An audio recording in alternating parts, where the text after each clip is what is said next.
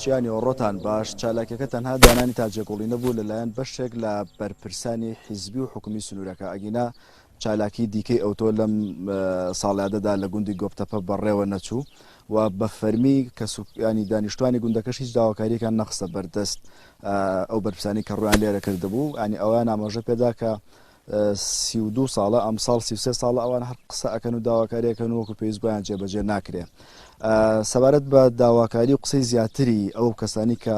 قوربانیان لە چیمابارانی گوندی گۆپتەپەیە هەیە من زیاتر وەریانەگرم و قسەی زیاتریان لە وەرەگرم مامۆستا فەراد وەکو کوڕە شەهیدێک کە لام میوانە قسەی لەگەڵەکەم مامۆستا سڵاو لێبێ 33 ساڵ بەسەر مەرگەساتی چیمابارانکردنی گوندی گۆپتەپەیە تێپەڕ ئەپێت دوای ئەم 33 ساڵە ینی کار کراوە بۆ بە دۆکۆمنتکردنی بەڵگەکانی ئەم چیمابارانکردنا ئەو ئەوانی کە لە کەس قوربانیەکان جێماون تاوەکو ێستا بە باشی پارێزراون ینی کارەکان جدین بۆ پاراستنی شوناسی گۆپتەپە کارەکە کراوە بەڵام کارەکە لە ئاسیشی پێویستە نیە لە بەشێوەیەکی ناتەواوە ینی پێویستە لەوەی کە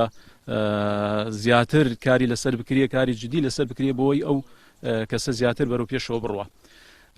بەنسبەتەوە من ئەمە سرج بخەمە سەر ئەوە ئەنفال شوناسی نەتەوەیە کەیسی ئەنفال کەسێکی نەتەوەی نیشتیمانیە بەڕاستی ئەبێ بەلای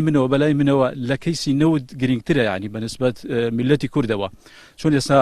وەفدی کوردی کە ئەچێ بۆ بەغاو شانتی بۆ تشکیلەکرێ بە 100 جەلسە بە 100 سەعات گفتوگۆ ئەکە لەگەڵ حکوومەتی عێراقیە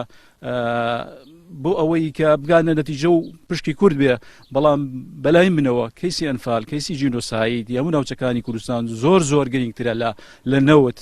لەمە من ئەیبینم گلەیمان هەیە کە حکوومەتی عێراقی ڕاستەوە دوژمنە و تا ئێستا بە فەرمی داوای نەکردووە داوای لێوەبرنی لەمان نەکردووە لە کەسوکاری قوربانەکانی نەکردووە کە مافێکی دەستوریە مافێکی یاساییە دەستور ملزەمی کردووە کە بە مافی قوربانەکان بدا قەرەبووی مادیان بکاتەوە ئەمە لەلایەکی تر دێتەوە سەر حیزبە کوردستانیەکان بەرپرسە سیاسیەکانمان کەس یەکەمی حیزبەکان کاتی خۆی کە ئەچون بۆ مفاوەزات لەگەڵ سەرانی بەحسا دانیشتن کە داوای حەقی ئەنفالیانە کرد زۆر شەرمنە بە شەرمەوە داوایانە کرد لە کاتێکە کە ئەبوو هاوار و گریانی مناڵی ئەنفال و ژن و پیاوی کوردستان کە لە سەحراکانی سەما و جنوبە ینی زیندە بە چاڵەکران ئەو دەنجی گریان و هاوارانە لە قورگی ڕژێمی عێراقیە دەربێنایە بەڕاستی حەقیان کە لای ئەوە بەڵام کەم تەرخەم بوونە نازانم ینی بە پشتا خستویانە کەیسی ئەنفالیان لە گۆڕناوە گۆپتەپە کە بە هەڵەبجەی بچووک ینی ناوزەن دەکرێت ئەم هەموو قوربانی داوە بۆچی حکوومەت ینی ئەم داواکارانی کە ئێوە هاتانە حیزبە حکومڕانەکان حکوومەتی هەرێم ینی داخوازەکانی ئێوەی بۆ جێبەجێ نەکردووە ئەوەندە قورسەکە حکوومەت ناتوانێت بێتە ژێرباریەوە بەتاکید قورس نییە ئەگەر کاری لەسەرکەن بۆ نمونە ئێستا حکوومەتی هەرێمی کوردستان و سەرکردە یەکەمەکانی حیزبەکان بە هۆی ئەو عیلاقەی کە لە 2003 ینی کە سەدام ڕوخە ینی حکوومەتی بەعسی عەرەبی نەما کە و تاوانەی لەسەر ئەنجامدرا ئەیانتوانی ینی کە هاوپەیمانەتیشیان هەبوو خەڵکیانە ناسی لەسەر ئاستی ناوخۆ لەسەر ئاستی دەرەوە ئەیانتوانی بە مادە ینی لەسەر ئەو کەسی ئەنفالە ئیشکەن نەهێڵن ئەو دۆکۆمنتانە ینی بەڕاستی ون بێ ڕاستە دادگایی کرا محکمەی باڵای بۆ تشکیل کرا و بڕیاریش دەرکرا بەڵام دوای بڕیارەکان تەنفیز نەکرا ینی بڕگە و مادەکانی بڕیارەکان تەنفیز نەکرا کە سوکاری قوربانیان هەر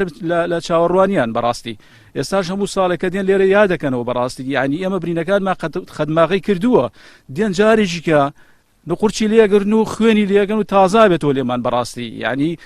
کارمان لێکە حکوومەتی بەعس بە فیزیکی یەک جارێک کوشتی بەڵام ئێستا هەموو ڕۆژێک کە سوکاری ئەنفال هەموو ڕۆژێک دەکوژرێ ئەعسابی دەکوژرێ لە دەرونی دەکوژرێ یعنی ژیانی وەکو پێویست خزمەت ناکرێ مناڵە شەهید خوێندنی بۆ فەراهەم ناکرێ وەکو پێویست من کوڕە شەهیدم مناڵێکم هەبوو ویستم لە قوتابخانەی نێودەوڵەتی سلێمانی وەربژیرێ بەڵام کرایە قورعەوە بە قورعە و بە قورعەکەش وەرنەگیرە یعنی چۆن دڵت دێ ینی چۆن حکوومەتی هەرێم مناڵە شەهیدێک کە وەرنەگیرێ لە ناو قوتابخانەیەکە کە بەشی بەم وڵاتەوە هەیە سپاس ماوە سەفەرەت کەلام میوان بووی چیا هەوڵەدەم خەڵکی زیاتر وەرگرم کاک نەبەست یەکێک لە دانیشتوانی گوندەکەیەوە ئەمیش کە سوکاری زۆر بۆتە قوربانی لە ئێستادا ینی گوندی گۆفتەپە زۆر فراوان بووە خەڵکێکی زۆری تێدا نیشتەجێیە کاک نەبەزەوە داواکاریتان ئەوەیە کە گوندەکەتان بکرێت بە ناحیە سەرەتا بەخێر بێن داواکاری ئێمە چەند ساڵە هەر داواکاریمان لە حکوومەتی هەرێم کردەوە بەڵام بەداوای لێبوردنەوە کە حکوومەتی هەرێم وەکو پێویست ئاوڕی لە خەڵکی ئەم گوندە نەداوەتەوە وە گوندەکانی دەوروبەریش وەکو پێویست بە تایبەتی ئەم ناوچەیە قوربانیێکی زۆری هەیە وەکو پێویست حکوومەتی هەرێم ئاوڕی لێ نەداوەتەوە بەڵام ئێمە بڕیارمان وا بوو کە داواکاریمان نەبێ بەڵام داواکاری هەر ببێ باشە ئەم ساڵ داواکاری ئەوەمان هەیە کە ئەم گوندە بە حکمی پێگە جوگرافیەکەی و بە حکمیەوەی کە لە وەسەتی هەموو گوندەکانایە و گەورەترین قوربانی ئەو بابەتەیە داواکاریمانەوەی بکرێ بە ناحیە کۆمەڵک دام و دەستگای حکوومەت بێ لێرە خزمەت بەم خەڵکە بکە و هەرچەنە ئەمەش لە ئاستی ئەو پێویستیانەی خەڵکانیە بەڵام ئەگەر بۆ ساڕێژبوونی کەمێکی برینەکانی ئەو خەڵکەش بێ هەر زۆرە هەروەها داواکاریەکی ترمان ئەوەیە کە زەمالەی خوێندن بۆ کۆمەڵی خوێنکاری خوێنگەرمی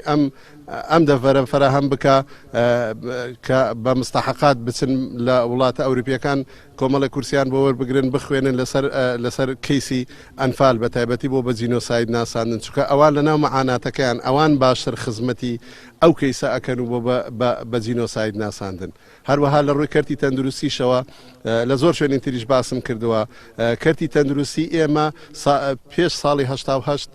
لەوانەیە هەروەکو ئێستا بنکەیەک بوو بێ ئێستاش هەر بنکەیەکە یعنی ئەمە هیچ شتێک نەکراوە کۆمەڵی دکتۆری کۆمەڵی کادرمان هەیە لێرە بەڵام لە ئاسی داواکاری خەڵکانین ئەوان ئەو توانایی خۆیان هەیە کە سەرفیان کردووە پێویستیان بە کەسی تریشە هاوکاریان بێ بۆ ئەوەی زیاتر خزمەتی خەڵکەکە بکەن سپاس کاک نەبەست چیا ئەم شوێنی کە منی لەم مەزاری شەهیدانی شیمابارانی گوندی گۆفتەپەیە ینی لە ساڵی 1970 لە ڕۆژی 35دا بەهۆی چیماباران و بەهۆی ئەنفالکردنی گوندەکەەوە لە یەک کاتا کە هەردوو پرۆسەکە بەڕێوەچوو زیاتر لە 500 شەهید و ئەنفالیان هەیە ئەم گوندە و ئەوەش حاڵی گوندەکەی و دانیشتوانەکەی و بخۆیان دەڵێن لە گۆران سپاس بۆ خستنەڕۆی تەواوی زانیاریەکان